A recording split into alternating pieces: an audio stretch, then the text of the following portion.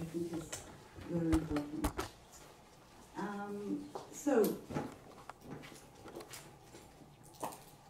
the peril for science has a name, wokeism.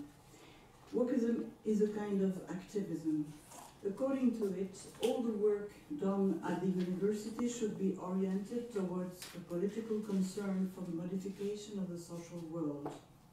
But we, researchers and teachers, are paid to produce knowledge and to transmit it. This is a goal that has nothing to do with politics, even if, of course, our productions can be used to support political causes, and most of us, including myself, are happy about this. This is why activism should have no place in the academic world. What I called academo-activism, le militantisme académique in French, is an attack on the autonomy of science and a misappropriation of public funds.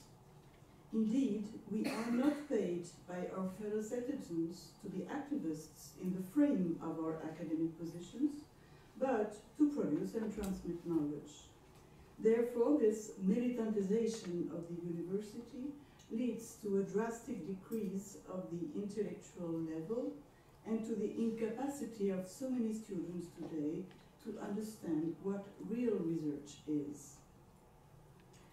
Wokeism being a form of activism, it constitutes only a new version of a phenomenon widely attested in the academic world during the previous generations, namely the contamination of knowledge by ideology. Practicing the confusion of the scientific arena with the political arena, it claims the submission of the scientific aim of production and diffusion of knowledge to a political aim of defense of the exploited, Marxist version, of the oppressed or colonized, the third worldist version, of the dominated, critical sociology version, or of the discriminated, woke version. A scope which is perfectly legitimate in the political arena, but contrary to the rules of production of scientific objectivity in the academic arena. Its success is largely due to the fact that it defends causes that are rightly associated with progress and justice, but, and this is where it poses a problem, by first introducing these causes into arenas where they have no place, by second making them systematic or even unique grids of perception of the world, and by third using means that end up distorting them. I'll come back to this. This academo-activism particularly concerns the social sciences and the humanities, sociology, political science, anthropology, history, philosophy, because these disciplines are by definition much more permeable to ideologies than the natural sciences. And it also concerns in particular France for reasons that I will quickly mention before turning to two assets that French people can use in order to confront it. First. So the permeability of French social sciences to wokeism. I attempted to diagnose the modalities and effects of academo-activism in two short publications in which I highlighted the different periods of activist influence in the university and specifically in the social sciences. This is the one I published at Gallimard in 2021, and the same year this one, which is a note for Fundable. You can load this on the internet, it's free. Not only so the Marxist moment of the 1950s and 1960s and the leftist moment of the 1970s, but also since the middle of the 1990s, Bourdieu's critical sociology, the turning point being his collective book La Misère du Monde, published in 1993, associated with the new radical left activism. And finally, more recently, since the end of the 2010s, the woke moment imported from the Anglo-American world. Across the Atlantic, the woke ideology is largely and explicitly inspired by the French thinkers of the deconstruction, who largely fed the so-called postmodern turn from the 1990s onward. Derrida for the deconstruction of discourses, Foucault for the deconstruction of powers, Lyotard for the deconstruction of the notion of truth, and so on. Imported for the most part into the literature departments of North American universities, they came back to us in France as an export commodity under the valorizing label French theory. No, it's not this one, I'm sorry.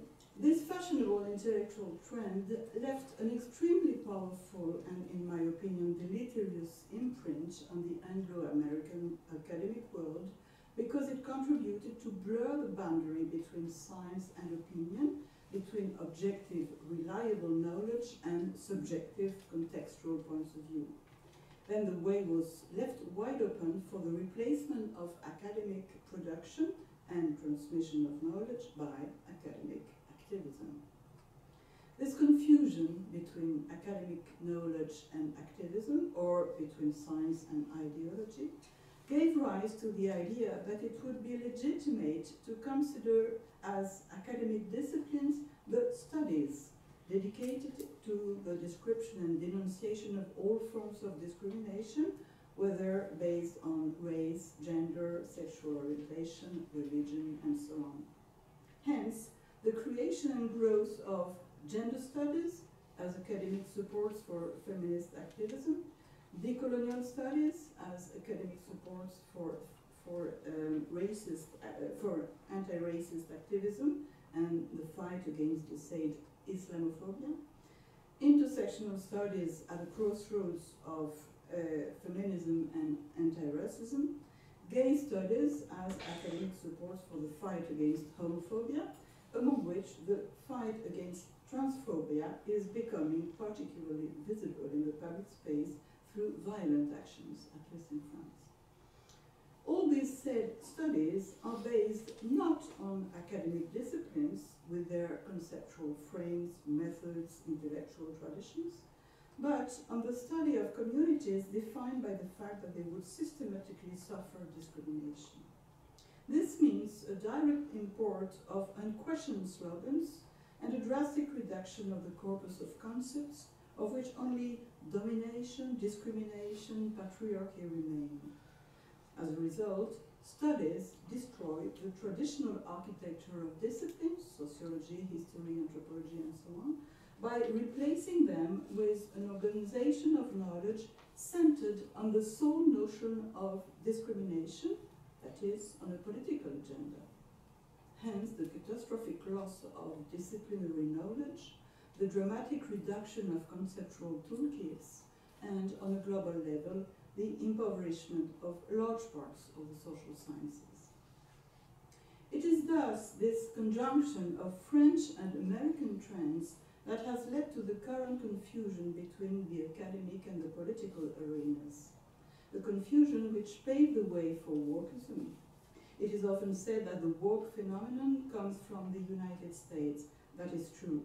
But it would not have had this success if it had not been grafted onto a form of militantization of the relationship to knowledge that essentially came from critical sociology and the political uses of French authors such as Derrida, Bourdieu, Foucault.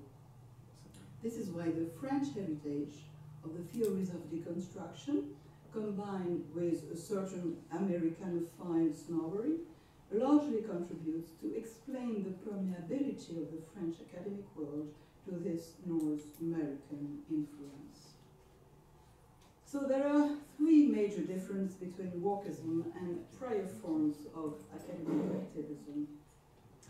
First, there is a phenomenon closely linked to wokeism, namely cancel culture, which also originated on the other side of the Atlantic. I dedicated a small article to this issue. Cancel culture, it's also on the internet, you can read it. Cancel culture, and translated with, Google Translate or people, I don't know.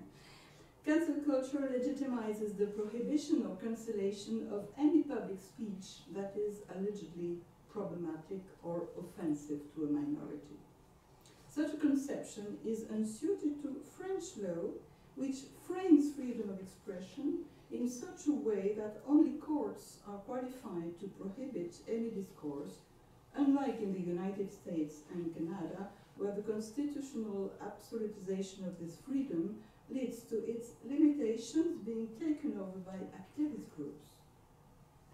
However, even in France, this movement has recently given rise to various actions of threat or even violence against the presentation of lectures, training courses, or public performances, which have resulted in their cancellation. And in this book, which I published last year, I also gave some examples of these cancellations. Based on the idea that it would be legitimate to restrict the freedom of expression of others if what they say does not correspond to a certain conception of the good, cancel culture means a violation of the freedom of expression, which, from a democratic point of view, obviously constitutes a major regression. This is an important difference with the activist academic movements of the post-60s leftism, which fostered all kinds of freedom, be it of expression or of sexual practices. So this was the first difference with the ancient activist movements. There are two other major differences between wokeism and neo-past activism. So the second difference is that the woke movement, meaning a systematic awakening to discrimination, is a current form of the Protestant awakening theology, théologie de l'éveil in French. It is important to understand that we are thus confronted by a kind of individual guilt politics. For example, the term white privilege is part of this form of guilt-tripping of individuals and blacklisting of those who don't think right. This is a kind of religious intolerance, or, as my French colleague Pierre-André Taguieff put it, punitive neo-Puritanism. So one should not overlook the affinities of this woke movement with a religious and more specifically Protestant sensibility. The third difference between wokeism nowadays and past activism is that far from being marginal or limited to small groups, it benefits from the support of institutions, and in particular of European institutions as far as research support is concerned, allocated as a priority to anti-discrimination themes to the detriment of many other research fields. So more and more calls for research projects at the French and at the European levels are linked to these themes. Our colleagues who do not wish to work on the new standard topics, gender, intersectionality, racism, homophobia, and so on, have difficulties to find funds for their projects or fellowships for their students. A colleague of mine, a French anthropologist specializing in Islamism, testified that she can no longer get funds for her work because all the research themes focusing on Islam are immediately reinterpreted as the fight against Islamophobia. And finally, in the United States, the woke movement is driven not only by academic institutions, but also by big companies, particularly the GAFAs, which impose mandatory trainings related to discriminations. This is obviously one more big difference with the leftist activism we were used to 40 years ago. So, we have in France two assets to resist wokeism. The first is the universalist tradition. And it can be evidenced by the number of columns published in various newspapers against wokeism. There are a lot of. And the number of books on the topic, some of them by important publishing houses. We have the possibility to express resistance against wokeism in the public space. This resistance rests on two main assets, and we will now see that. Studies on cancel culture convey the idea that people should be defined once and for all by identities built on well-differentiated communities, and that the members of those communities would have the right to control what can be said or represented about them, so as to avoid what they call cultural appropriation, that only black people could study Africa and so on. It means that wokeism embodies a communitarian conception of citizenship, where individuals are considered not as members of the community of citizens, but as belonging to restricted communities constituted on the basis of essentialized properties such as gender, sexual orientation, religion, or skin color. This identity politics, as our colleague Laurent Dubreuil named it, or in French we say identitarisme, akin to a communitarist multiculturalism, arose in the last generation, mostly in the United States. It focuses exclusively on discrimination by reducing any individual to his or her status as dominant or dominated, discriminating or discriminated, whether by gender, race, sexual orientation, and so on. It is thus closely connected to activism through various collective movements, women, gays, people of color, and so on. From a political point of view, it is an attack on the value of universalism because it reduces individuals to a community affiliation. Wokeism imposes the perception, designation, and treatment of persons according to a rigid identity frame, whatever the context. This means there is no chance to suspend identity assignations, no possibility to state that, for example, being a woman may be relevant in certain contexts, but not in others, and likewise with respect to our sexual orientation or the color of our skin. Under these conditions, social peace would be achieved through the affirmation of these communities. This is the multicultural model used in the Anglo-American world, and not through the suspension of affiliations within the civic arena, as is the case with the model of Republican universalism proper to the French conception of citizenship. This is the reason why French universalism, guaranteed by the Constitution, acts as a possible safeguard against woke communitarism. Let me give you an example. On November 21st, 2017, Jean-Michel Blanquer, then Minister of National Education, condemned the organization of non-mixed workshops, in French, atelier en non-mixité, that is a workshop where only white or only black or only Arabs could attend, etc. And he also condemned the use of the terms racialized, racisé, and non-racialized, non-racisé, because he said, in the so-called name of anti-racism, it obviously conveys racism. The same minister, after the beheading of the teacher Samuel Paty by nice Islamists in October 2020, publicly denounced the Islamo-gauchist, Islamo-leftist tendencies rampant at the university, in which he was supported by a column signed by 100 academics, according to myself, published in the influential newspaper Le Monde. The universalist tradition is particularly anchored in the attachment to a value which is consubstantial with it, that is, laïcité, la laïcité, which does not mean exactly secularism nor atheism, but rather the abstention of any commitment to religion in the civic arena, and only in the civic arena.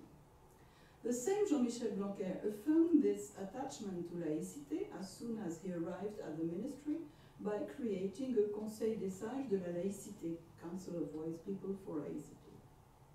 The still vivid presence of the universalist tradition is a reason why the woke phenomenon arouses reservations and even frontal oppositions beyond the academic world in which it originated, through associations for the defense of laïcité, such as the Printemps républicain, the Comité Laïcité République, and Unité laïque, and so on. In the academic arena, the Observatoire du décolonialisme et des idéologies identitaires, Observatory of Decolonialism and Identity Ideology, created in January 2021, has become the main collective fight against wokeism, and I strongly advise you to go and visit the site. There are some papers in English, it's mostly in French, but it's becoming more and more powerful, I think, in this fight against wokeism, and especially the fight in favor of academic values and scientific values. This prevalence of a political sensibility to universalism and laïcité, fundamentally opposed to communitarianist wokeism, has made France a privileged target of the war that Islamists are waging on Western societies, and which was witnessed by the bloody attacks of 2015 in Paris and 2016 in Nice. In such, with, hundreds deaths. In such conditions, the Islamist offensive, based on the denunciation of the discrimination of which Muslims would be victims in France, finds obvious sympathies and even complicity among woke propagandists, quick to refuse any condemnation of Islamism in the name of the fight against an alleged Islamophobia, and Heinich spoke to this in Germany. This collusion between wokeism and Islamism, well highlighted by specialists, and I also recommend you, if you can read it in French, this note, you can also load it on the internet, the growing of woke Islamism in the Western world. So this collusion between wokeism and Islamism fortunately contributes to slow down the woke movement in a country which is particularly sensitive to Islamist terrorism. It should also be noted that in France, the universalist tradition is present on both the right and the left wings of the political spectrum. On the left, it belongs to the social democratic reformist tendency, also called Republican left, which is much less audible today than the extreme left or radical left, but nevertheless embodies a very old sensitivity among progressists. This is another advantage, because unlike in the US, where the opposition to wokeism is clearly assimilated to the right or even to the extreme right, in France, this opposition is also carried by left-wing personalities and sometimes manages to express itself in media considered progressive. This is why wokeists often allege that fighting for universalism would be a right-wing position or even worse. But it is a mere strategy not to respond to our arguments. You are right-wing, and so we don't listen to what you have to say. This is their discourse. In doing so, they forget or pretend to ignore that in France, the Republican left defends universalist values, freedom of expression, and laïcité, together with equality of rights. One of our battles today is precisely to avoid being assimilated to the right and to affirm that opponents to wokeism can also belong to the left. So the second set, and we're coming to the end, to resist wokeism. The conference après la déconstruction, after deconstruction, that we organized, we, the Observatoire du décolonialisme et des idéologies identitaires at the Sorbonne last January, exactly, would have been unthinkable in the United States, where wokeism is firmly established and supported by academic institutions. We managed to organize it in the Sorbonne, which is important. What was the title of the seminar? Après la déconstruction, after deconstruction, and the proceedings are going to be published within a few days in a very good publishing house.